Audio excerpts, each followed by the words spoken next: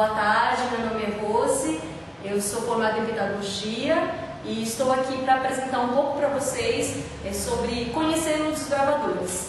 É uma aula bem extensa, uma aula que precisa ser bem direcionada, porque tratamos de vida, tratamos de crianças, né? Na psicologia, do crescimento e do desenvolvimento, a natureza quer que a criança desenvolva por etapas corretamente. Mas, infelizmente, às vezes, nós queremos adiantar esse processo. E no final a gente vai acabar colhendo frutos não amadurecidos, frutos verdes, né? Que às vezes acaba tardando mais esse desenvolvimento correto da criança.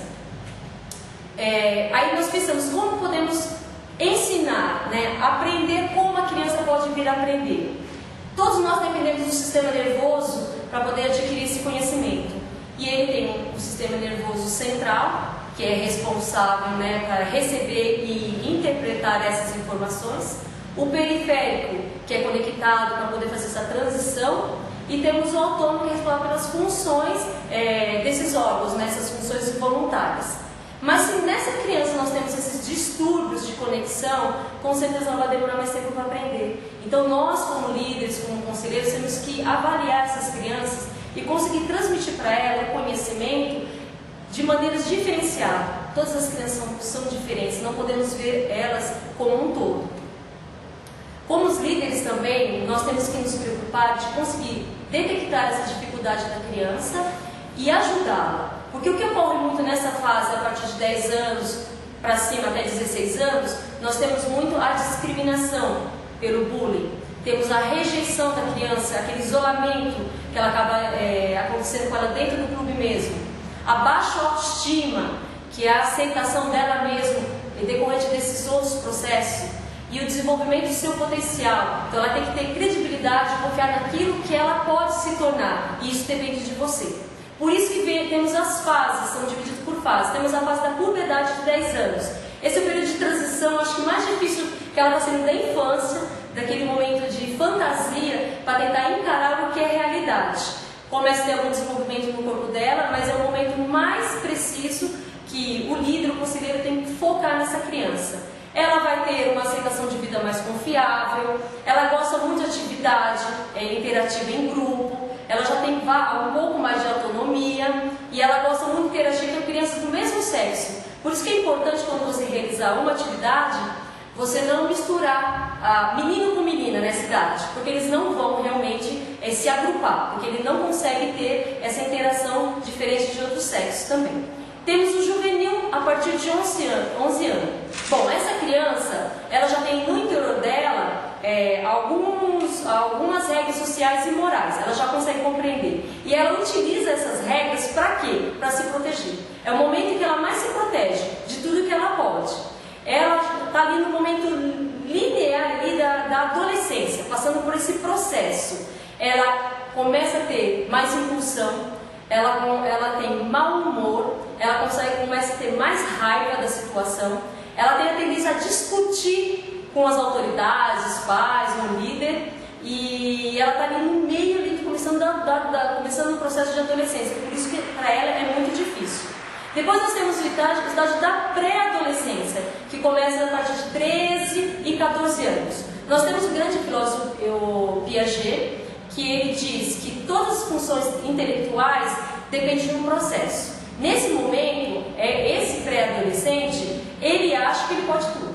Ele acha que ele é capaz de resolver tudo. E ele acaba tirando o foco de toda a situação em um foco só. Ele tirando do todo para ter um foco só. Por isso que às vezes ele debate muito com os pais, com as autoridades, porque ele acha que ele tem razão daquilo lá. Então é um caminho ali de discussão, de desenvolvimento. E ele luta muito com o sentimento de perda. Há tempos atrás, nas outras etapas, onde ele acreditava que o pai era o herói, os pais eram a base de segurança dele, passa a não ser mais. Ele começa a perder o pai.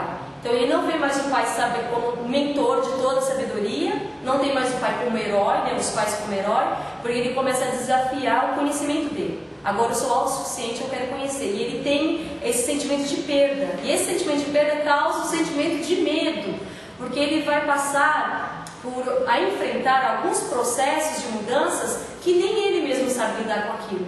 Então ele não quer mais a ajuda do pai, mas ele tem o medo de não ter mais vai à base dele, porque ele precisa lidar com esses processos. É um momento muito difícil dele estar encarando, né? Então ele começa a refletir sobre as suas características, mudanças, né? Físico e no humor.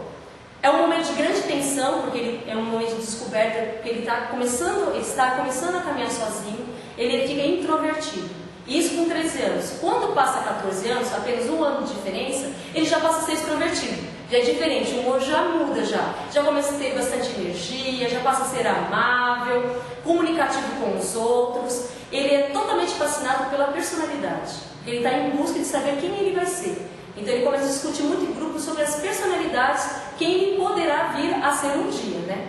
E chegamos na fase da adolescência, que é uma fase que precisamos realmente ter um foco muito grande. Claro que todas as etapas são extremamente importantes, mas essa fase da adolescência vai marcar a vida inteira desse adolescente, dessa criança, até o estágio adulto e de velhice dele, né? Muitas vezes os adolescentes, eles pensam e sentem, né, que eles são adultos, apesar de eles ainda ser considerados ali no comportamento como criança, né? Eles querem ter autonomia de como adulto, mas ele age às vezes como uma criança. Também nessa fase, eles têm um talento inexplicável de saber se você está dizendo a verdade ou não para ele.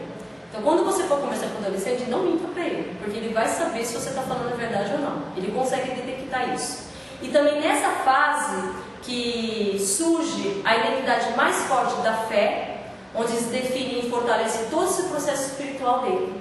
Então, é muito importante focar na parte da fé, porque é ali que ele vai ter a existência dele como cristão até a fase adulta. Depois nós também temos que os adolescentes passam por 3 fases. Essas 3 fases têm que ser muito bem compreendidas por vocês. Tem o início da adolescência. Ele pensa assim, eu sou normal? Então a mudança do comportamento do corpo dele, ele começa a achar um patinho feio, os membros começam a ficar maiores, os pelos começam, né, a aparecer, ele começa a se transformar e ele pensa assim, será que isso é normal? Será que isso acontece comigo? E ele começa a sentir um patinho feio mesmo. E ele passa por essa luta de identidade. Depois vem o meio da adolescência, que ele diz assim, quem eu sou? E ele começa a buscar saber quem ele vai ser. Então ele começa, junto com o grupo, a definir ali, pela opinião do grupo, quem ele vai ser. Vai ser uma pessoa boa? Não. Extrovertida? Não. Ele vai realizar, como eu posso dizer, ele vai tentar realizar em grupo algumas coisas que chamam a atenção ou não para ele, então isso é mais difícil. E depois vem o fim da adolescência, que é o processo que ele passou por tudo isso, que ele vai saber qual é o meu lugar no mundo. Eu estou aqui fazendo o quê? Onde ele vai ter que escolher a faculdade que ele vai fazer, o processo do curso que ele vai querer se formar, quem ele vai ser no mundo, o que ele vai trazer de benefício para a sociedade. E além de tudo isso vem a negação. Ele estará todo o tempo com medo, pensando, eu vou ser aceito? O que eu estou fazendo, se eu errar, será que os meus pais irão aceitar? Então é um processo, um caminho muito difícil da adolescência, que ele tem que passar por todas as etapas e precisa muito da sua ajuda como líder, como conselheiro e a integração junto com os pais. Será muito necessário para isso. A parte do ensinar, que é muito importante. Para tudo isso que nós falamos, se a criança ela não consegue aprender do modo que você ensina, você tem que descobrir um jeito que ela possa aprender. Então, nem todo o processo de ensinamento, de conhecimento, pode ser passado dessa maneira. Você tem que descobrir. Aí você pensa assim, como que eu vou fazer isso? Como que eu posso fazer isso? Então, você tem que se dedicar, pesquisar, ir atrás de material. Se você vai desenvolver uma atividade com uma classe de 10 anos, procure saber como é o desenvolvimento dessa criança, para que você possa preparar um material específico para essa idade, para que possa ajudar.